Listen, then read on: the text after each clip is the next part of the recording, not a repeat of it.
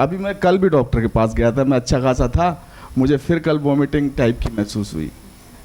और पिछली बार जब आया था तो भी मुझे यही प्रॉब्लम हुई थी।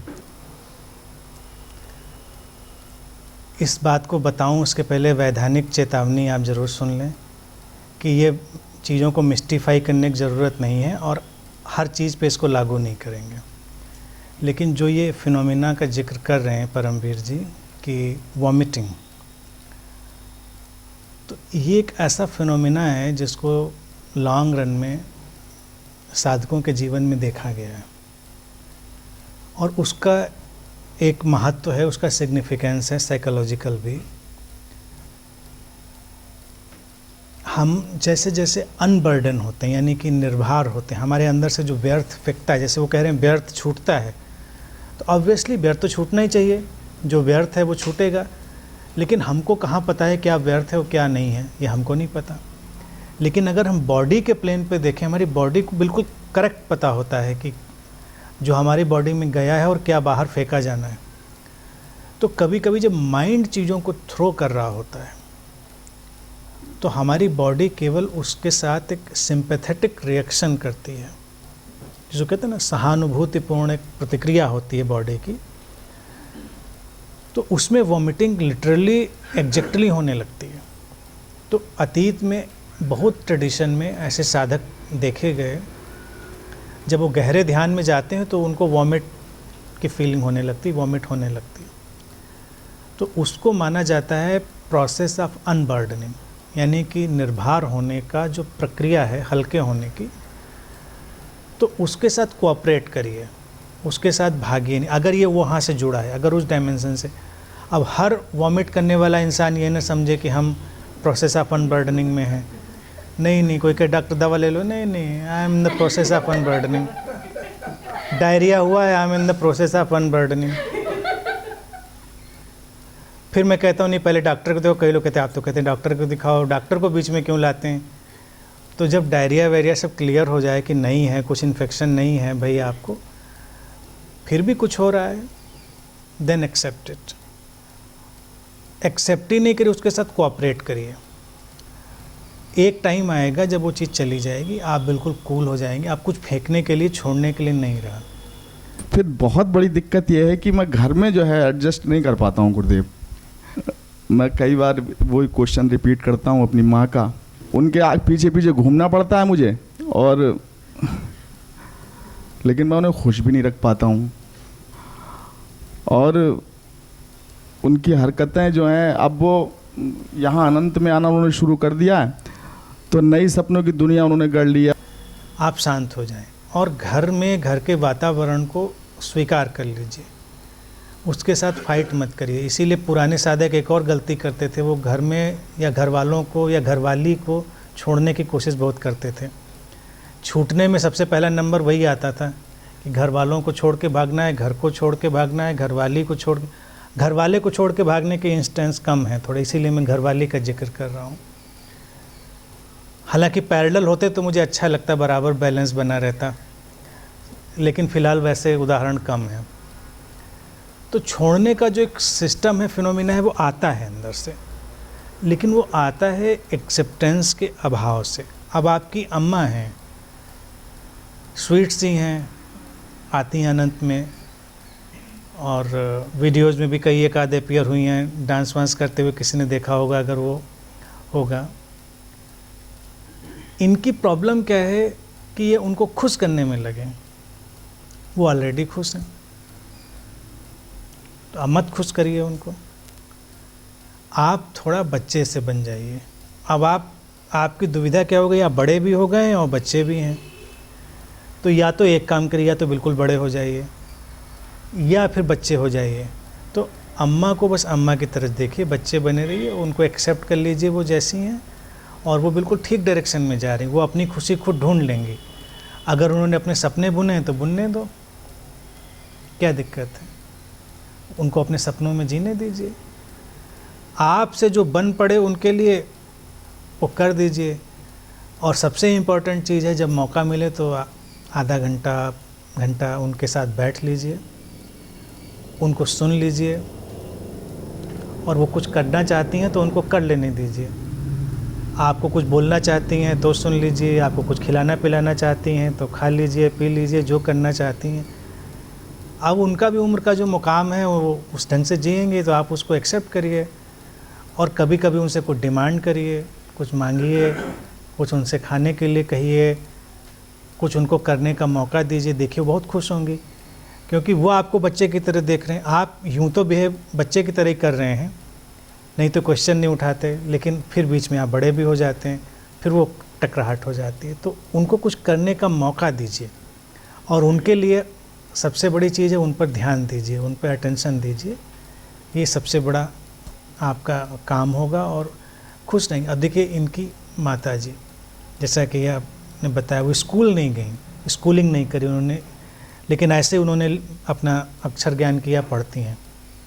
हमारी ये जो सबसे बड़ी वाली बुक है निर्वाण के 9 सोपान, 9 स्टेप्स टू निर्वाण, ये 9 महीने में मैंने एक सीरीज़ बोली थी 9 सूत्रों पर। ये जितनी सिंपल है उतनी ही जटिल भी है। इन्हें वे वो भी एक कल्ट हो गया हमारे यहाँ। अगर अभी हम दुनिया से चले जाए तो 2-4 कल्ट अभी बन जाएंगे। एक विचार ऊर्जा सजगता वाला कल्ट, एक निर्वाण के 9 सोपान वाला कल्ट और एक कोई और कल्ट, 3-4 तो मुझे दिखाई देते हैं।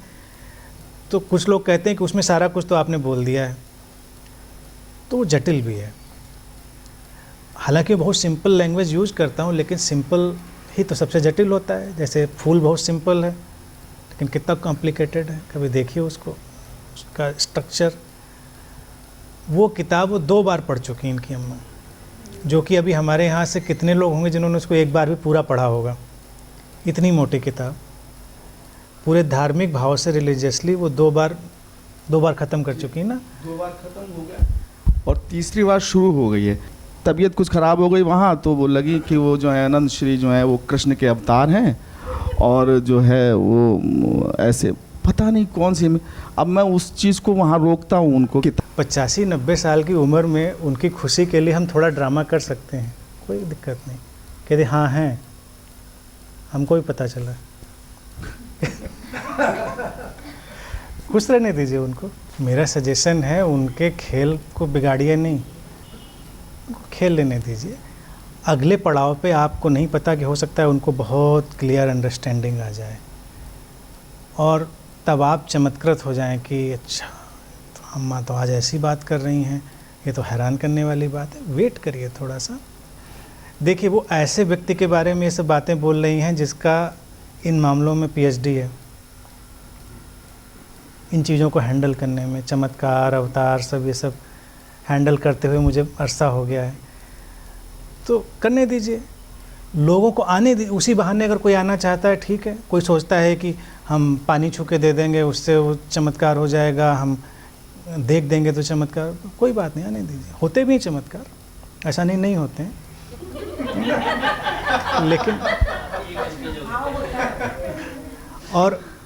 लेकिन उस बहाने आने के बाद कई लोग ट्रांसफॉर्म हो जाते हैं। कई लोग इस सीढ़ियों से चढ़ते चढ़ते जब अंदर घुसते हैं तो अचानक बहुत सारी चीज़ें ड्रॉप कर देते हैं। तो इस ड्रामे को अनफोल्ड होने दीजिए। जब आप अम्मा का किस्सा अपने सुनाते हैं तो मुझे अपने फादर का भी किस्सा याद आ जाता है। वो पढ़े लिखे भी थे, थोड़े ज़्यादा तो नहीं, लेकिन हाँ मतलब भर के अच्छे थे। कट्टर ब्राह्मण परिवार, जैसे मैंने कितनी बार जिक्र किया, बहुत कर्मकांडी व्यक्ति। पंडितों के यहाँ जितना कर्मकांड ब्राह्मणों में हो सकता है वो सब ज़बरदस्त। मैंने कभी उनको समझाया नहीं कि ये नहीं, ये क्या अंधविश्वास है, ये क्या चीज़ में पड़े हैं, लेकिन मैंने वो ट्रांसफॉर्मेशन अपनी आँख से देखा। इसीलिए मैं उम्मीद करता हूँ कि कोई बड़ी बात नहीं। आपकी अम्मा ने जिस नेकेड वायर पे हाथ रखा है वो है तो वायर नेकेड ही, कब वो शॉक मार देगा उनको भी नहीं पता। उनको पता नहीं वो कब झटका लग जाएगा। तो अब फादर तो रहे, तो हमारे साथ रहे थे, तो हमने कुछ समझाने, हम बस देखते रहते थे, अच्छा ये चल रहा है, चल रहा है। बस एक ग्रेस थी कि वो हमको, मैंने मुझे फोर्स नहीं करते थे कुछ करने के लिए कि आप भी ये करो, वो अपना करते रहते थे। मैं कभी कभी थोड़ा जोक भी कर लेता था, कुछ पूछ लेता था। और करेला नीम चढ़ा, उस पर ज्योतिष और जिन चीज़ों से मैं बहुत चिढ़ता था वो सब उनके हस्तरेखा ये सब बाँचते रहते थे। तो लोग प्रभावित भी होते थे, लोगों को तो काम ही प्रभावित होना है। गांव जैसे, गांव को तो मैं भी जानता हूँ अच्छे से ना, कोई आप ही थोड़े जानते हैं। लेकिन एक दिन मैं लखनऊ से गया, ग्रेजुएशन में मैं था उस समय, तो देखा बड़ा साफ सुथरा घर है, ना कोई मूर्ति नज़र आ रही, ना कोई पोथी किताब, कोई नज़र नहीं आ रहा। हमने कहा बड़ी सफाई हो गई। और फिर वो आते थे तो नहाने के बाद 1 घंटा जब पूजा अपनी कर लेंगे, पाठ कर लेंगे, उसके बाद खाना। मैंने देखा वो आए मार्केट से, नहाया, अपना खाना वाना खाने बैठ गए। हमने कहा आप तो पथभ्रष्ट हो गए लग रहा है, मतलब ना भगवान का याद किया, ना पूजा करी। कह रहे सब हो गया। हमने क्यों? कह रहे नहीं, कोई सार नहीं है। तब तो मैंने नहीं छेड़ा, क्या उनको समझ में आ गया, लेकिन इतनी बात तो पक्की थी, कुछ समझ में आ गया। तो एक इतना कट्टर आदमी मैंने आंखों के सामने बदलते देखा। तो दुनिया में कोई भी बदल सकता है। वेट करिए, इंतज़ार करिए। हमारे यहाँ आना, अट्रैक्ट होना आप मामूली बात समझते हैं। उनकी किसी भी चीज़ की तो कैटरिंग में करता नहीं, यानी कि जो जो वो चाहती होंगी या ऐसे लोग जो भी सोच सकते हैं, उसकी कोई भी कैटरिंग तो मेरे पास है नहीं, फिर भी वो आ रहे हैं इतने उत्साह से। आप पॉजिटिव साइड देखिए और उनको चलने दीजिए अपने रास्ते पे। मुझे तो लगता है आपसे पहले वही ट्रांसफॉर्म होंगे।